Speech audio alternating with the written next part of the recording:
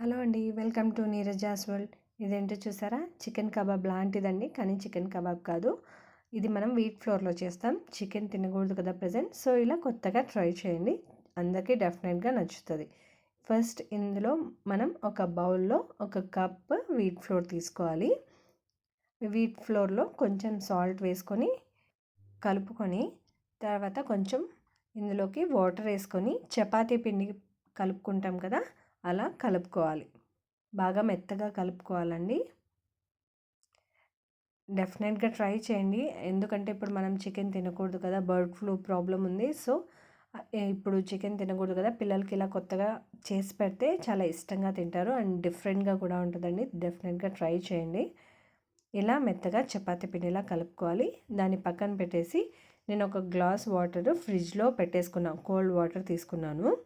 ఒక గ్లాస్ వాటర్‌లో ఇప్పుడు ఈ పిండిని ఏం చేయాలంటే నీట్‌గా కడుక్కోవాలి. వాష్ చేసినట్టుగా అలా వాటర్‌లో వాష్ చేయాలి. తర్వాత వాటర్ తీసేసి మనం ఈ పిండిని చిన్న చిన్న పీసెస్, స్మాల్ పీసెస్‌గా చేసుకోవాలండి. పెద్ద పెద్దగా చేసుకుంటే లోపల కొంచెం పిండి పిండిగా మసాలా పట్టదు కదా! సో, చిన్న చిన్న పీసెస్ అయితే మసాలా అంతా బాగా పడుతుంది. అందుకని నేను చిన్న చిన్న పీసెస్ చేస్తున్నాను. ఇలా పిండి మొత్తం పీసెస్‌గా చేసుకొని తర్వాత మనం ఒక బౌల్‌లో ఒక 2-3 గ్లాసెస్ వాటర్ తీసుకొని అందులో కొంచెం పసుపు, హాఫ్ టేబుల్ స్పూన్ పసుపు, అలాగే కొంచెం సాల్ట్ వేసుకొని వాటర్ బాయిల్ చేసుకోవాలి. వాటర్ బాయిల్ అయ్యే టైంలో మనం ఇందులోకి ముందుగా పీసెస్ చేసుకున్నాం కదా!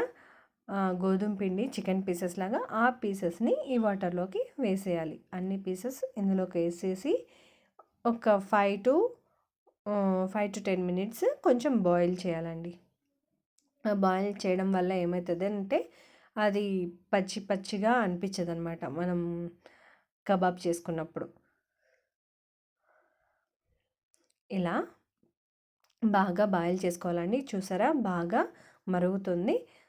సేమ్ మనకు చూడండి చికెన్ పీసెస్ లాగే అనిపిస్తుంది. నిజంగా చాలా చాలా టేస్టీగా ఉంటుందండి. డెఫినెట్‌గా ట్రై చేయండి. డిఫరెంట్‌గా కూడా ఉంటుంది. మనం చికెన్ తినని టైంలో పిల్లలకి ఏదైనా చేయాలంటే ఇలా కొత్తగా ట్రై చేస్తే పిల్లలు కూడా ఇష్టంగా తింటారు. చూసారు కదా! ఇవి బాయిల్ అయిపోయాయండి. ఇప్పుడు మనం దీన్ని ఒక ప్లేట్‌లో తీసి పక్కన పెట్టుకోవాలి. బాగా ఉడికిపోయాయండి. చిన్న చిన్న పీసెస్ చేసుకున్నాను కదా! చికెన్ పీసెస్ లాగానే అనిపిస్తాయి చూడడానికి పీసెస్ అన్నీ. ఇప్పుడు మనం కబాబ్‌కి మసాలా కోసం నేనైతే ఫ్రెష్‌గా దంచుకుంటానండి అల్లం వెల్లుల్లి పేస్ట్ ఎప్పుడు. ఇలా చేసుకోవడం వల్ల మనం ఏ రెసిపీ చేసినా చాలా టేస్ట్‌గా ఉంటుంది. సో, ఫ్రెష్‌గా దంచుకోండి మీరు కూడా డెఫినెట్‌గా. మనం స్టోర్ చేసి పెట్టుకున్నామంటే అది అంతగా టేస్ట్ అనిపించదండి. ఫ్రెష్‌గా చేసుకుంటేనే ఆ ఫ్లేవర్ కానీ, టేస్ట్ కానీ చాలా బావుంటది.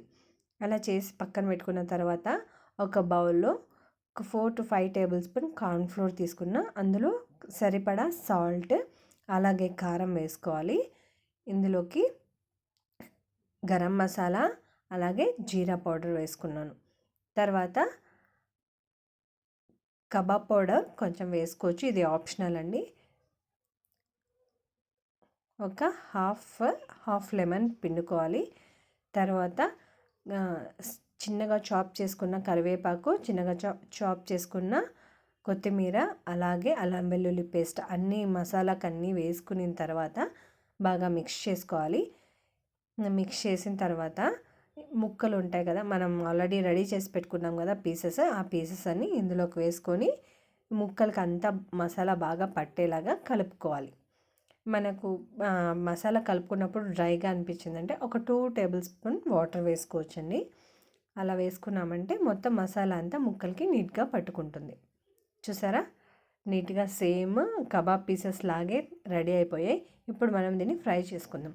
ఒక బౌల్‌లో ఆయిల్ పెట్టేసుకొని ఆయిల్ వేడెక్కిన తర్వాత పీసెస్ అందులో వేసేసుకోవాలండి. వేసేసుకొని ఫ్రై చేసుకోవడమే.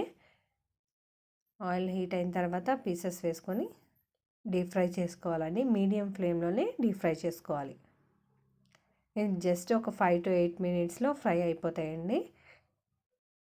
చూసారా ఎంత బాగున్నాయో? సేమ్ మనకి కబాబ్ పీసెస్ లాగే అనిపిస్తూ ఉన్నాయి.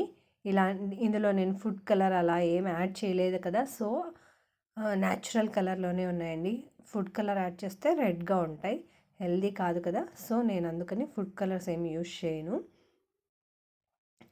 చూసారు కదా, చాలా చాలా టేస్టీగా ఉంటుందండి. నా వీడియోస్ని కానీ మీరు ఫస్ట్ టైం చూస్తున్నట్లయితే కార్నర్లో ఉంది కదా బెల్ ఐకాన్, దాన్ని ప్రెస్ చేసి నా ఛానల్ని సబ్స్క్రైబ్ చేసుకోండి. అలాగే ఈ వీడియో కానీ మీకు నచ్చినట్లయితే తప్పకుండా లైక్ చేయండి. అయిపోయింది. ఇప్పుడు కొత్తిమీరతో గార్నిష్ చేసుకుందాం. అంతే అండి, చాలా చాలా ఈజీ అండ్ చాలా టేస్టీగా ఉంటుందండి. చూసారా, చికెన్ లేకుండానే చికెన్ కబాబ్ రెడీ అయిపోయింది. ఇది ఎలా ఉందో చూడండి. చూడండి, సేమ్ పీస్ చికెన్ లాగే అనిపిస్తుంది. డెఫినెట్గా ఈ రెసిపీ ట్రై చేసి ఎలా ఉందో కమెంట్ చేయడం మాత్రం మర్చిపోకండి. ఈ వీడియో కానీ మీకు నచ్చినట్లయితే లైక్ చేయండి, షేర్ చేయండి. అలాగే తప్పకుండా నా ఛానల్ని సబ్స్క్రైబ్ చేసుకోండి. Thank you all. బాయ్.